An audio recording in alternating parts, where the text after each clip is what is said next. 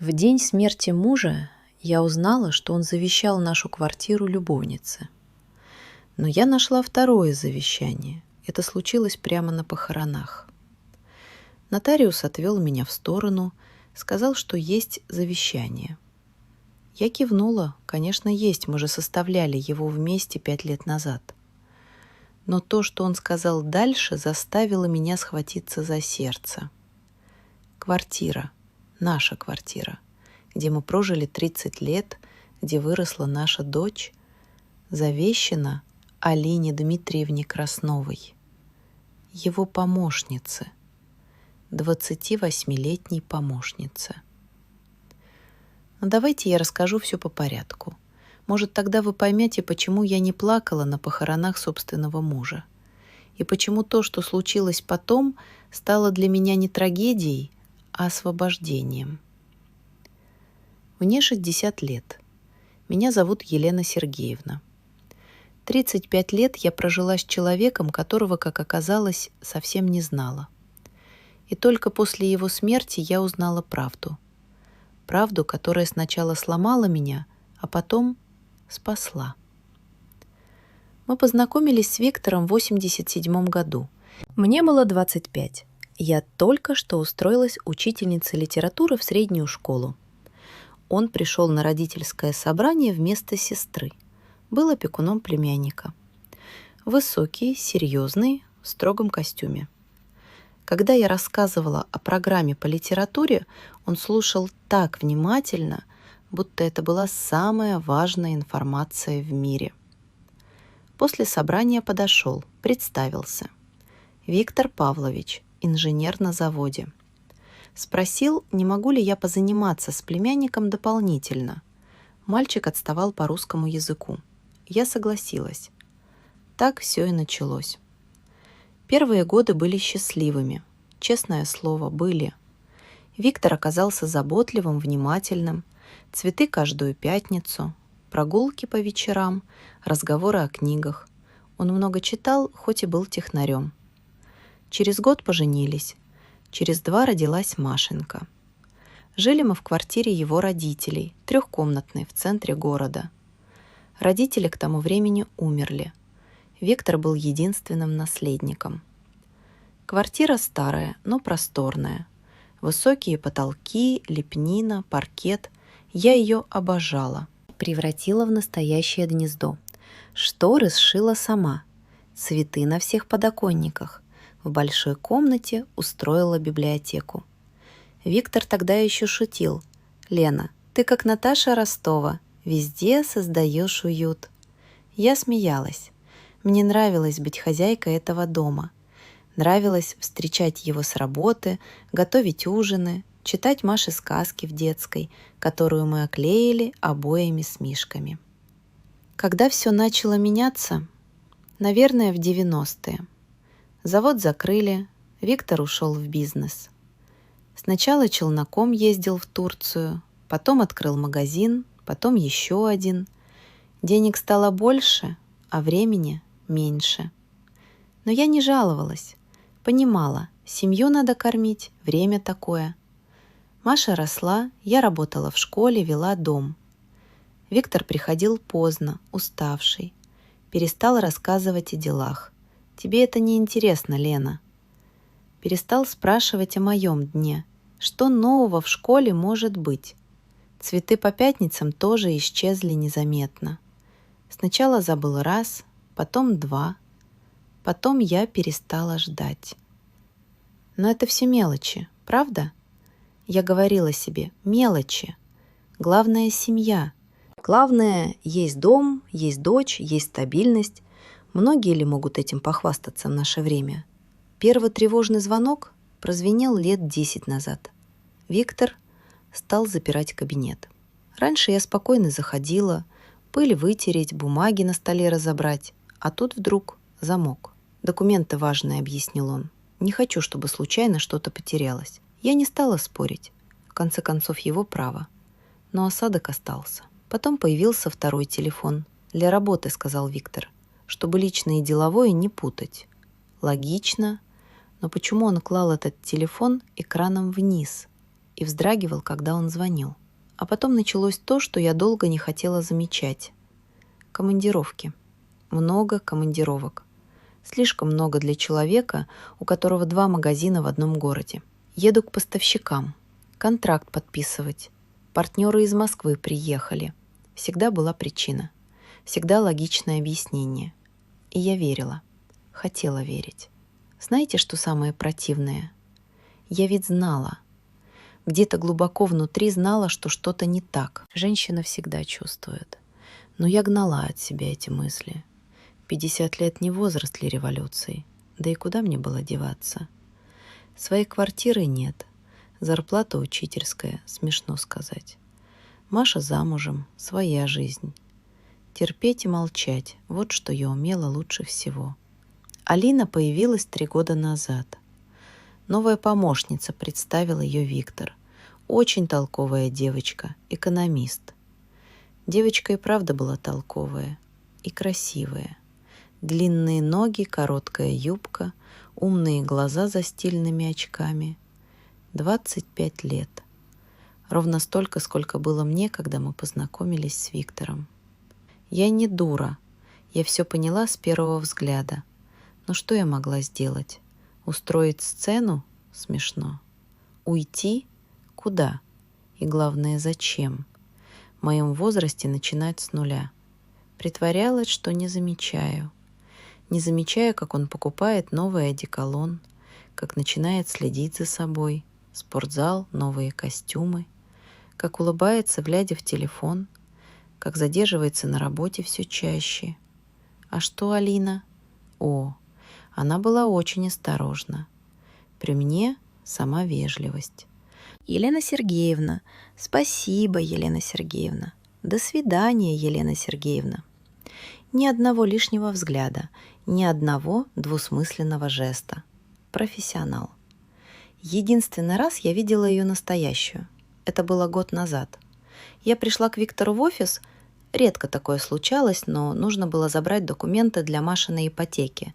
Поручительство оформляли. Виктора не было, но дверь в кабинет приоткрыта. Алина сидела в его кресле. В его кресле. Крутилась туда-сюда, как ребенок, и смотрела на себя в зеркало напротив, довольная такая, сытая. Кошка, нагревшаяся на хозяйском месте. Увидела меня, вскочила. «Ой, Елена Сергеевна, Виктор Павлович просил документы принести. Я только положила на стол». Врала и не краснела. А в глазах холод и расчет. И еще что-то. Жалость? Презрение? Не знаю. Я взяла документы и ушла. Ничего не сказала. Дома тоже молчала. Виктор вернулся поздно, как обычно. Ужинать не стал, не голоден. Лег спать в кабинете. Спина болит, на диване удобнее. Так мы и жили последний год. 2 чужих человека в одной квартире. Он в своем мире, я в своем. Иногда пересекались на кухне, здоровались, обменивались дежурными фразами. «Как дела?» «Нормально». «Маша звонила?» «Да», передавала привет. «Не жди меня к ужину». «Хорошо». А потом случился инфаркт. Внезапно, прямо в офисе. Алина вызвала скорую. Надо отдать ей должное, не растерялась. Но было поздно. Обширный инфаркт. Врачи ничего не смогли сделать. Мне позвонила Маша. «Мама, папы больше нет». И знаете что? Я не заплакала. Села на кухне, смотрела в окно. На улице шел снег. Январь был снежный в этом году. Крупные хлопья медленно падали, ложились на подоконник. Красиво так. А я сидела и думала. Ну вот и все. 35 лет и все. Похороны прошли как в тумане. Народу пришло много. Виктор был известным человеком, уважаемым. Партнеры по бизнесу, старые друзья, соседи. Все говорили правильные слова, жали руки, обещали помочь. Алина тоже пришла. В черном строгом костюме, но с красной помадой. Стояла в стороне, делала скорбное лицо. Когда наши взгляды встретились, отвела глаза, но я успела заметить, никакой скорби там не было. Расчет, ожидание. После кладбища все поехали на поминки в ресторан. Я хотела отказаться, сил не было на эти ритуалы, но Маша настояла. «Мама, надо, люди придут, неудобно». Пришлось ехать. И вот там, в ресторане, ко мне подошел нотариус, Григорий Семенович. Они с Виктором давно работали. Отвел в сторону, кашлянул. «Елена Сергеевна, нужно поговорить. Виктор Павлович оставил завещание». Я кивнула. «Конечно, завещание. Мы составляли его вместе 5 лет назад, после того, как у Виктора первый раз прихватило сердце. Все друг другу. Стандартная формула для супругов. Квартира мне, бизнес и деньги тоже, а там уж я Маше передам. Дело в том, Григорий Семенович замялся, что 3 месяца назад Виктор Павлович составил новое завещание». «Новое?» Я не поняла, зачем новое? Квартиру он завещал Олене Дмитриевне Красновой полностью. Бизнес тоже, но это отдельный разговор. А вам? Вам он оставил содержание. Ежемесячные выплаты в размере 20 тысяч рублей. 20 тысяч. Я учительница на пенсии, привыкла считать деньги. 20 тысяч. Это даже не прожиточный минимум в нашем городе. На коммуналку и лекарства. А жить где? «Это какая-то ошибка», — сказала я. «Виктор не мог». «Вот копия завещания». Григорий Семенович протянул бумаги. «Все заверено, подписи подлинные. Мне очень жаль. Жаль. Ему жаль. А мне? Мне что делать с этой жалостью?» Дочь сидела в 2 шагах, но я не стала ее звать. Пусть поминает отца спокойно. Успеет узнать. Сложила бумаги, сунула в сумку. Села за стол, выпила рюмку водки за упокой души. Горько было, не от водки. После поминок Маша отвезла меня домой. «Мам, может, останусь с тобой? Не надо тебе одной». Я отказалась. Сказала, что устала, хочу спать. Она уехала. А я села на кухне, на свое обычное место у окна, и развернула завещание. Читала медленно, вдумчиво, как школьные сочинения когда-то. Каждое слово как удар. Завещаю квартиру по адресу, нашу квартиру, мою квартиру, где я прожила 30 лет, где растила дочь, где думала встретить старость.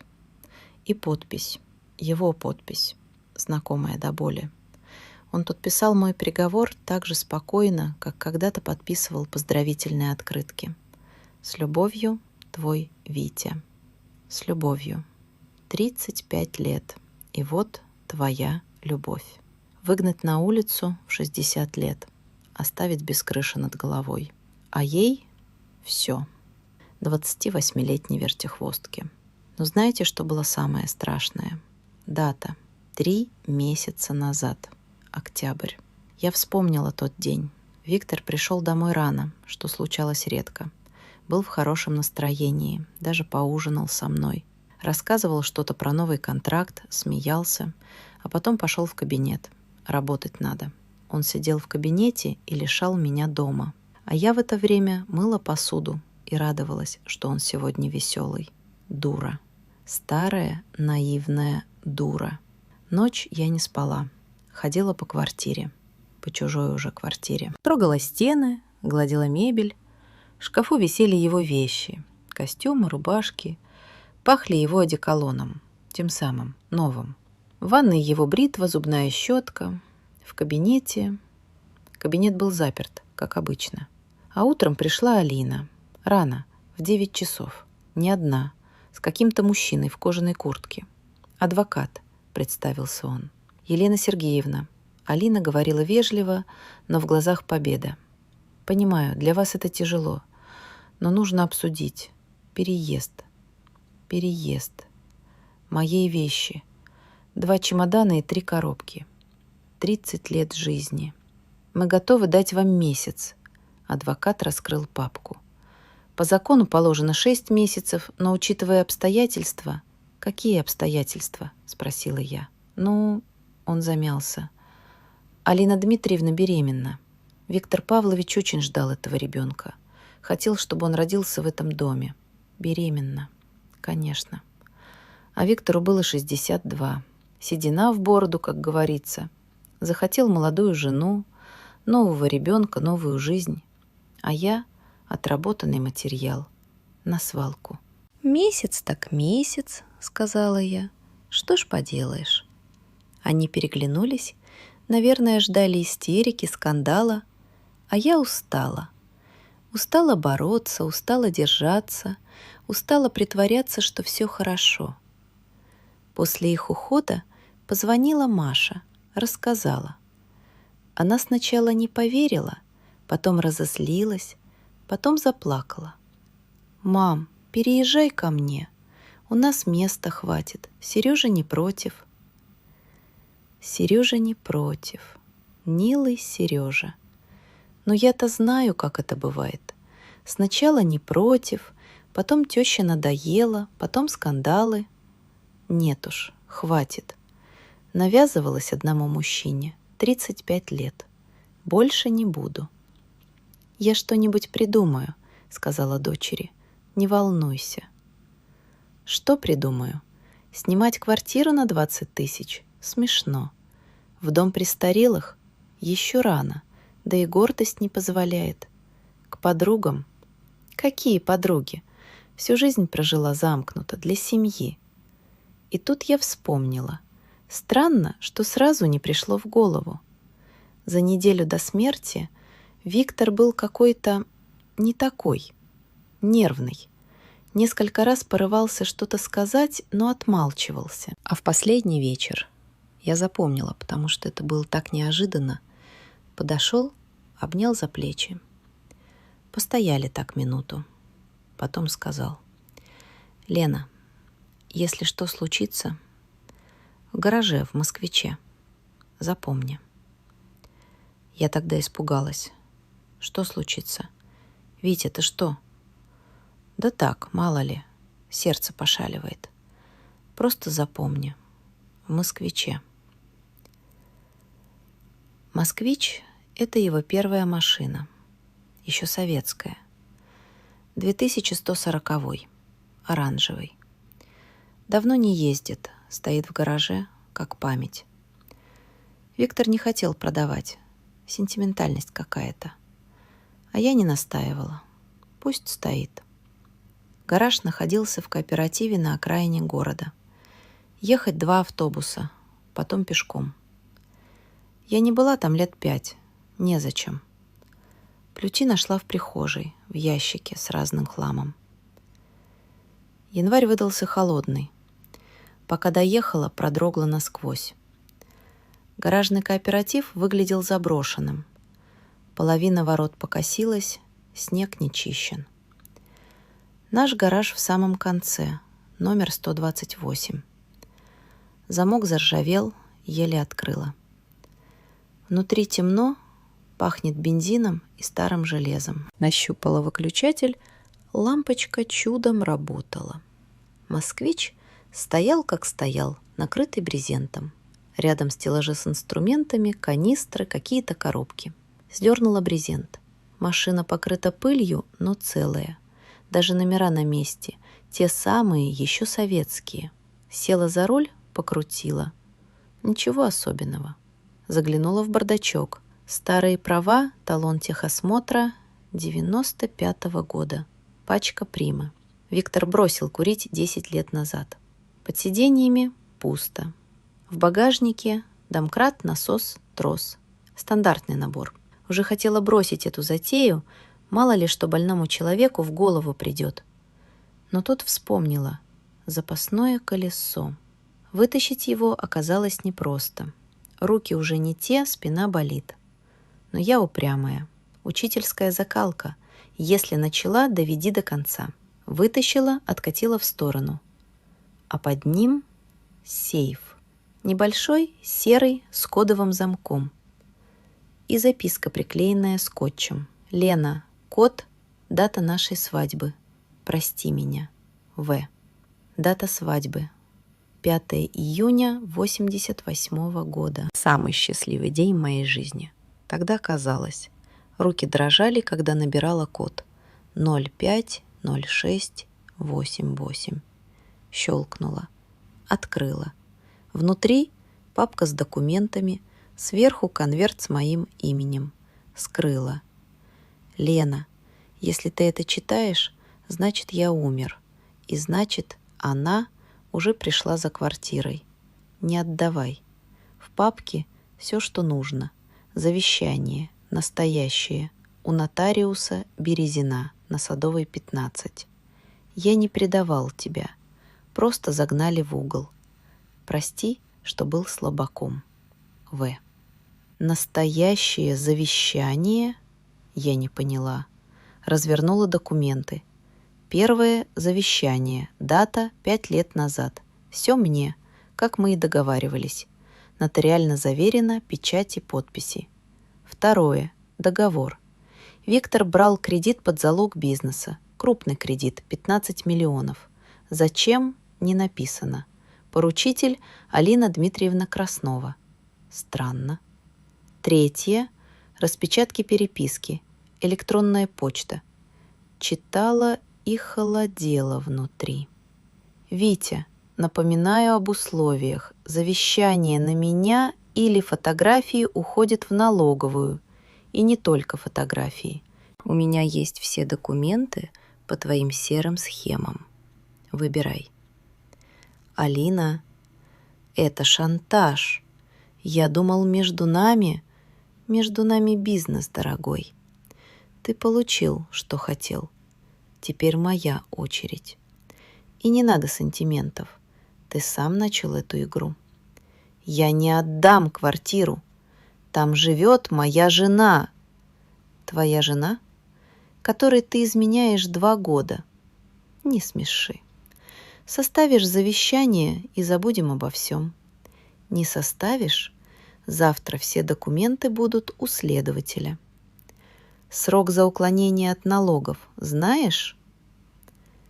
Дальше хуже. Оказывается, Алина работала на Виктора не 3 года, а 5. И с самого начала собирала компромат. Копировала документы, записывала разговоры, фотографировала. А потом, когда Виктор, дурак старый, закрутил с ней роман, использовала все это. Ты думал, я влюблена? В тебя? Посмотри на себя. Старый, толстый, лысый. Думаешь, 25-летняя девушка может влюбиться в такого? Я терпела тебя ради денег, а теперь хочу гарантии. Жестоко. Но Виктор, видимо, заслужил. Хотя читать такое про мужа, с которым прожила 35 лет, тяжело. Даже если он предатель. Последнее письмо за 2 дня до смерти. Алина, я сделал, как ты хотела. Завещание составлено. Но знай, есть второе завещание, настоящее. И если с Леной что-то случится, если ты попытаешься выгнать ее силой, оно всплывет. У меня еще есть друзья. Оставь ее в покое. Не твоя забота, что я буду делать. Главное, бумага у меня. А твоя Лена, да кому она нужна? Найдет себе угол где-нибудь. В папке были еще документы. Оказывается, Виктор перевел часть денег на счет, открытый на мое имя. 200 тысяч рублей. Немного, но на первое время хватит. И еще доверенность на ведение дел. Он оформил ее тайно, за неделю до смерти. Я сидела в холодном гараже на ящике из-под инструментов и перечитывала. Пыталась понять. Выходит, Виктор не предавал? То есть предавал, конечно, изменял 2 года, но квартиру отдавать не хотел. Пытался защитить меня как мог. Слабак. Он сам написал. Слабак. Это правда. Но в последний момент попытался исправить. По-своему, коряво, но попытался. С папкой документов я поехала прямо на Садовую, 15. Нотариус Березин оказался молодым мужчиной, лет 35. Выслушал внимательно, документы изучил тщательно. «Да», — сказал наконец, — «это завещание действительно. Я его заверял, помню. Виктор Павлович специально просил сохранить в тайне, сказал вопрос жизни и смерти. А второе завещание, то, что у Григория Семеновича? Недействительно, Березин покачал головой. По закону, если есть два завещания, действует то, которое составлено раньше, если только более позднее не отменяет предыдущее в явном виде. А здесь такого нет. Более того, он еще раз просмотрел бумаги, второе завещание составлено под давлением. Это очевидно из переписки. Шантаж – уголовная статья. Уголовная статья. Я представила Алину за решеткой. Нет, не испытала злорадства. Усталость только. Бесконечную усталость. «Что мне теперь делать?» – спросила я. «Идите в полицию с этими документами. Пишите заявление о шантаже. Параллельно суд оспаривать второе завещание.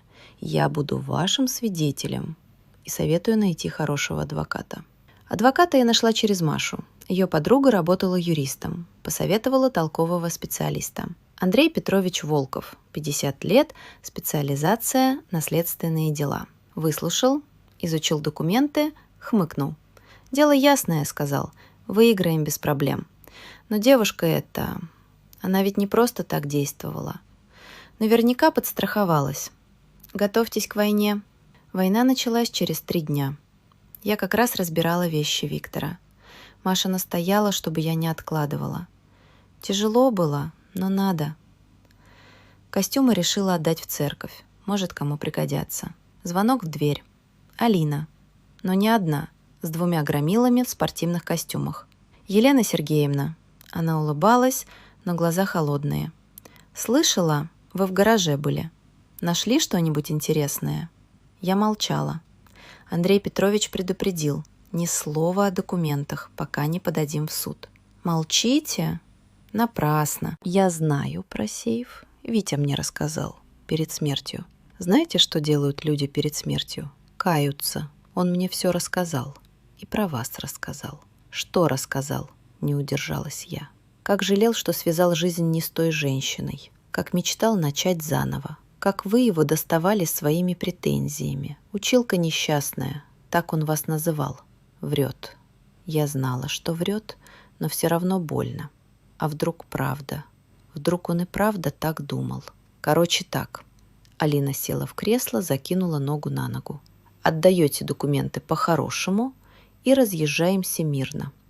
Не отдаете, будет хуже. Вы же не хотите проблем в вашем возрасте. Это угроза? Это совет. Дружеский. Мир — опасное место для одиноких старушек. Могут и ограбить, и покалечить. Всякое бывает. Громилы ухмыльнулись. Я поняла, это не пустые слова.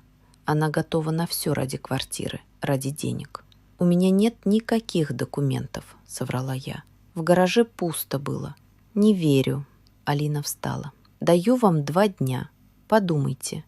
Потом разговор будет другой». После их ухода я заперла дверь на все замки и сразу позвонила адвокату. Андрей Петрович выслушал, помолчал. «Так», — сказал решительно, — «завтра с утра идем в полицию и в суд. Медлить больше нельзя. А вы, может, поживете пока у дочери? Для безопасности».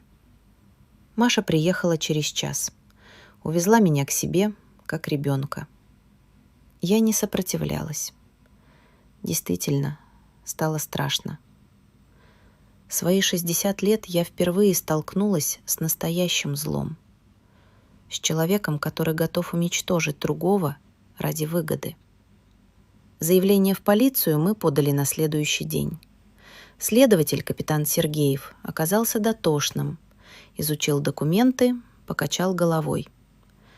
«Серьезное дело», — сказал. «Шантаж, мошенничество, угрозы. Статьи не шуточные. Но доказать надо. Переписка — это хорошо, но мало. Нужны свидетели, нужны показания. А видеозапись пойдет?» — спросил Андрей Петрович. Я удивилась. Какая видеозапись? Елена Сергеевна вчера включила диктофон на телефоне, когда к ней пришли с угрозами. Все записано. Я опять удивилась. Никакой диктофон я не включала, не умею даже. Но адвокат незаметно наступил мне на ногу. Молчи, мол. «Диктофон — это не видео», — заметил следователь. «Простите, оговорился. Аудиозапись. Но там четко слышны угрозы. И голос идентифицировать можно. Давайте послушаем». Андрей Петрович достал телефон. Мой телефон. Я узнала чехол, когда он его взял. Включил запись. И я услышала вчерашний разговор. Весь. От начала до конца. Мир — опасное место для одиноких старушек.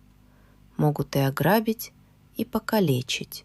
Голос Алины звучал особенно мерзко. «Откуда это?» – прошептала я. «Ваша дочь установила приложение», – тихо ответил адвокат. «Для вашей безопасности. Автоматически включается на громкие звуки. Умная девочка, умная девочка. Моя Маша». Я недооценивала ее.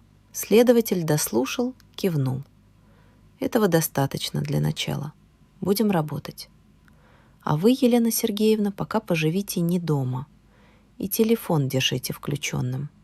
Мало ли что». В суд подали в тот же день иск об оспаривании завещания, признание его недействительным.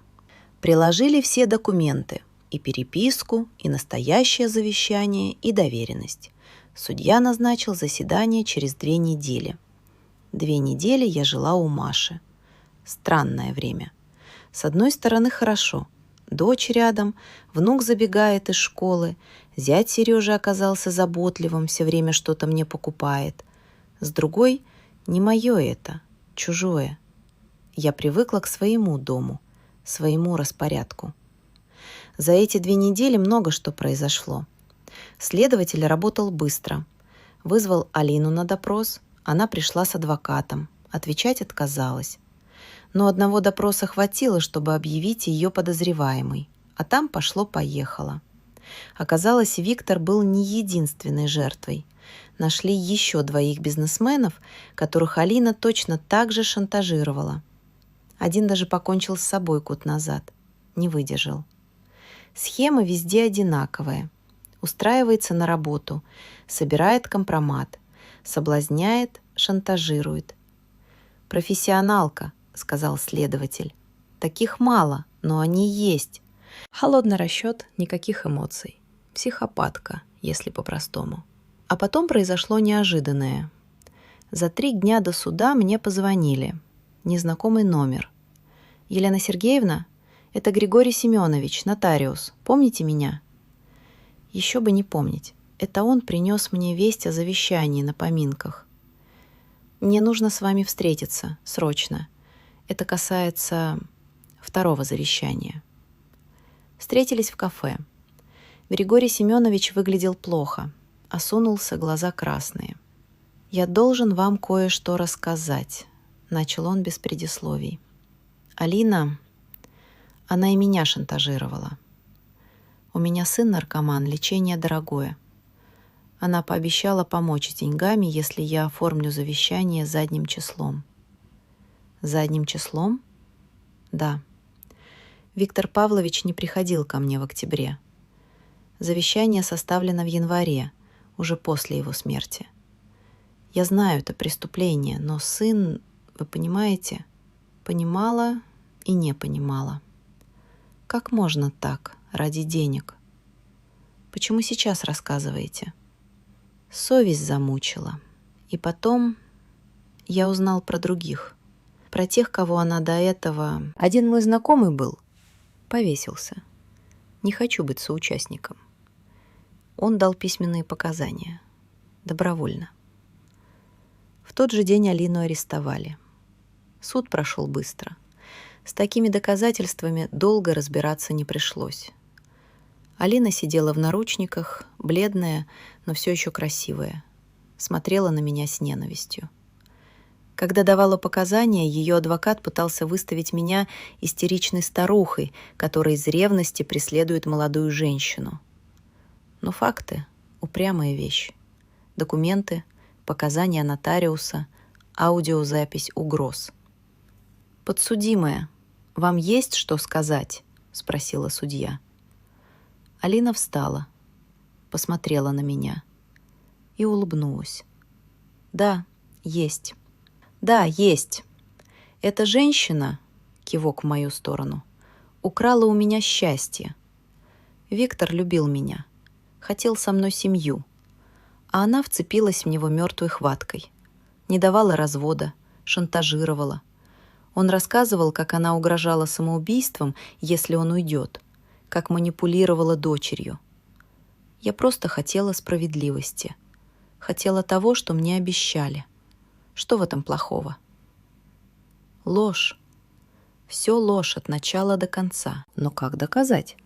Виктора нет, спросить нельзя.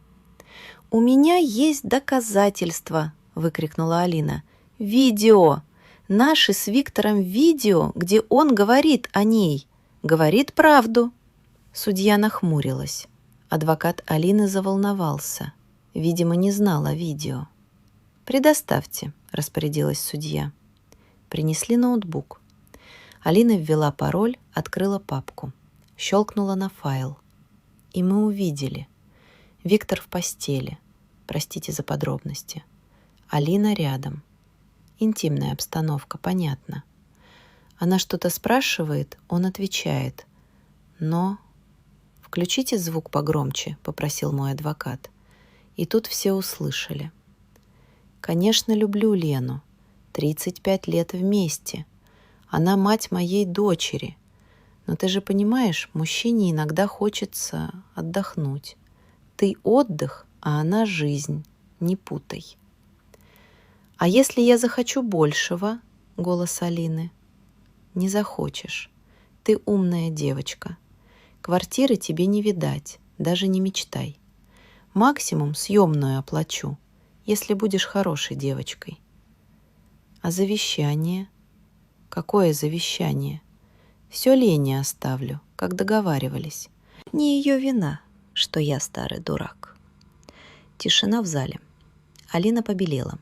Пыталась выключить видео, но судебный пристав забрал ноутбук.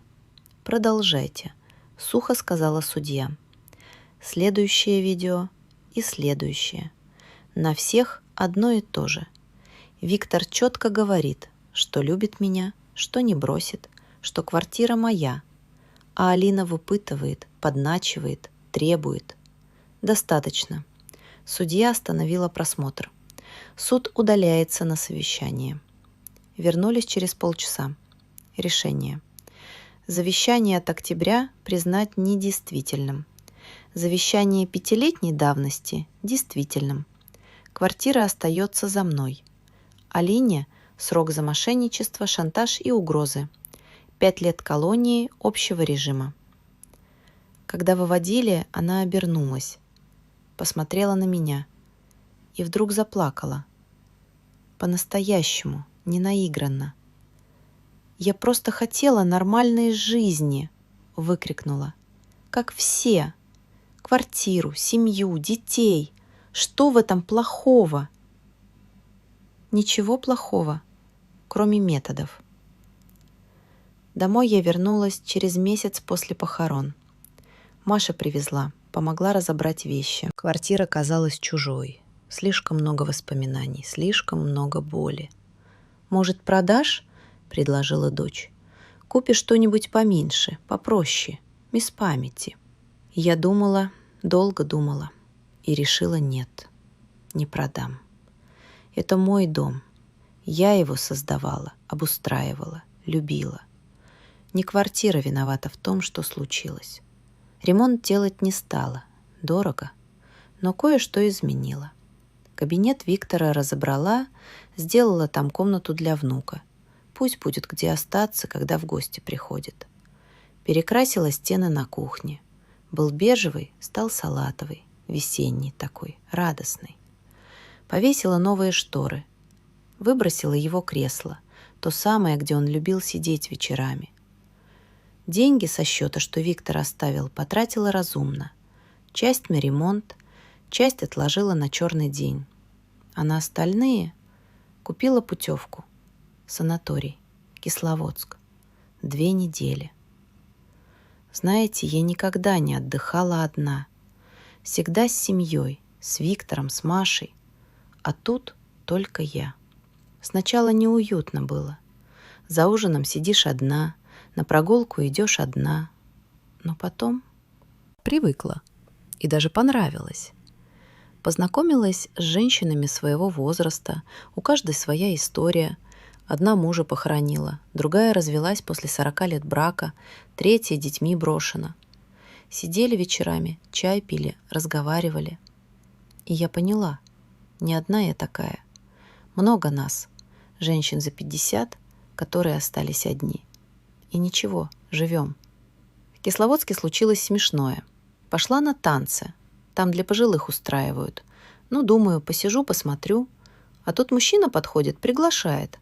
Ровесник мой, седой, но подтянутый. Потанцевали. Он Николай Иванович, вдовец, из Воронежа. «Может, кофе выпьем?» – предложил после танцев. Я испугалась, что он обо мне подумает, что я доступная. Но потом рассердилась на себя. Какая к черту доступная? Мне 60 лет. Что я, монашка? Выпили кофе, поговорили. Нормальный мужик оказался. Инженер на пенсии, внуки есть, огород. Жену 3 года назад похоронил. Рак. Номер телефона попросил. Я дала. Почему нет?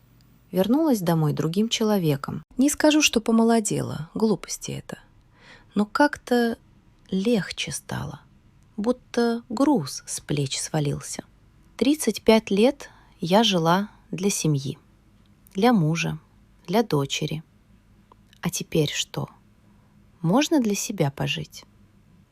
Николай Иванович позвонил через неделю. Поболтали. Через месяц приехал в гости.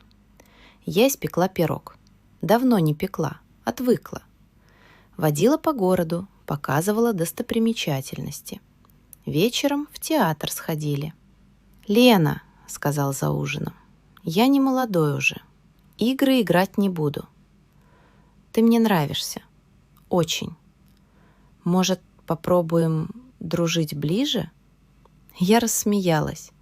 Честное слово, рассмеялась. Дружить ближе, как в 8 классе. «Попробуем», — согласилась.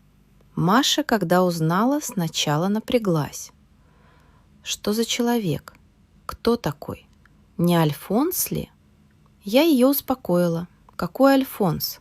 У меня, кроме квартиры, ничего нет. Да и квартира, квартира, не дворец. Познакомились. Маше Николай Иванович понравился. Сереже тоже. Внук вообще в восторге. Дед Коля его шахматам учит по скайпу. А бизнес Виктора? Продали. Точнее, партнеры выкупили мою долю. Немного дали, бизнес-то в кредитах весь. Но мне хватит, я непритязательная. Прошел год. Я сижу на кухне, на том же месте у окна. Пью чай. За окном весна, апрель. Тот самый салатовый цвет стен отражает солнечный свет, и кажется, будто вся кухня светится. Многое изменилось. Алина в колонии писала мне раз, прощения просила. Я не ответила. Не из злости, просто нечего сказать. Прощаю? Наверное. Злиться устала, но общаться не хочу. Григорий Семенович, нотариус, лишен лицензии, но суд учел его добровольное признание и условный срок дали. Сына, говорят, вылечил. Может, хоть кому-то польза от всей этой истории. А я? Я научилась жить одна.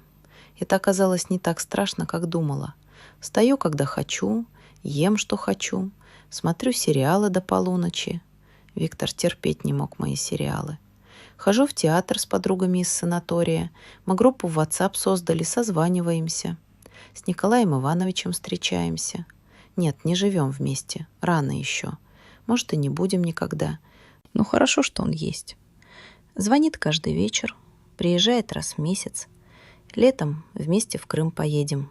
Как подростки, честное слово. Вчера разбирала старые фотографии. Нашла нашу с Виктором свадебную. Молодые, красивые, счастливые. Он смотрит на меня с обожанием. Я смеюсь. 5 июня 88 года. Код от сейфа. Не выбросила фотографию. Убрала в альбом. Это ведь тоже часть жизни. Были хорошие годы, были плохие. Было предательство, была попытка защитить. Был человек, которого я любила, который любил меня. По-своему, как умел. Простила ли я его? Не знаю. Наверное, да. Мертвых не судят. Мертвых не судят. Да и что толку злиться? Он сделал, что мог. Слабак, сам написал. Но в последний момент попытался защитить. Криво, через сейф в старом москвиче, но попытался. А квартира? Знаете, я теперь по-другому на нее смотрю. Не как на клетку, где я провела 35 лет, а как на дом. Мой дом, который я отстояла, который остался со мной. И еще я поняла одно. Все эти годы я боялась остаться одна. Думала, пропаду. А оказалось, одиночество — это никогда никого рядом нет. Это когда ты сама себе чужая. Когда живешь чужой жизнью, по чужим правилам. Сейчас я одна, но я не одинока, потому что наконец-то живу свою жизнь. Пью чай из своей любимой чашки, в своей квартире, свое удовольствие. И знаете что? Это не так уж плохо для 61 года. Недавно встретила знакомую в магазине. Давно не виделись, разговорились. Слышала про твою историю, говорит. Ужас какой. Как ты пережила? А я подумала и ответила. Знаешь, может, это лучшее, что со мной случилось. Она глаза вытаращила. Думает, спятила старая. А я серьезно. Если бы не эта история, я бы так и жила. Терпела бы дальше, молчала, притворялась, что все хорошо. А так вынуждена была действовать, бороться и победила. Конечно, я бы предпочла другой сценарий, чтобы Виктор остался жив, чтобы мы состарились вместе, как мечтали в молодости, чтобы внуков нянчили, на даче огород разводили. Но жизнь не сказка. В ней предательство случается чаще, чем хотелось бы. Важно другое. Важно не сломаться, не опустить руки, не позволить обстоятельствам растоптать тебя. Моя мама говорила: «Лена, помни, пока ты жива, все можно исправить». Я тогда не понимала. Молодая была, глупая. Думала, что страшнее смерти ничего нет. А оказалось, есть. Страшнее — это прожить не свою жизнь, умереть заживо. Меня часто спрашивают, не жалею ли, что столько лет потратила, 35 лет, на человека, который в конце предал. Не жалею, потому что были и хорошие моменты. Рождение дочери, первые ее шаги, выпускной, свадьба, обычные семейные радости. Это тоже было, это никто не отнимет. И потом, благодаря этим годам, я стала той, кто я есть. Научилась терпению. Оно помогло выстоять в борьбе. Научилась молчать. Это спасло меня от необдуманных поступков. Научилась наблюдать. Это помогло найти сейф. А главное, я поняла цену свободе.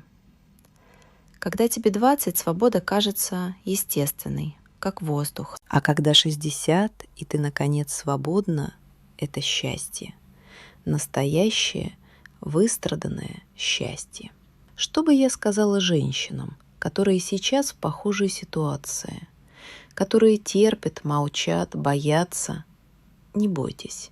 Серьезно, не бойтесь. Да, страшно остаться одной. Да, непонятно, как жить дальше. Да, осуждать будут, не сохранила семью, не удержала мужа. Плевать. Вы имеете право на жизнь, на счастье, на уважение в любом возрасте. И еще, не ждите принца на белом коне. В нашем возрасте принцы на пенсии. Спасайте себя сами. Ищите документы в старых москвичах. Записывайте разговоры на диктофон. Идите к адвокату. Боритесь. А если проиграете? Ну и что? По крайней мере, попытались. Это лучше, чем всю жизнь жалеть, что не решились. Моя история закончилась хорошо. Я отстояла свой дом. Нашла новых друзей. Может быть, нашла новую любовь. Время покажет.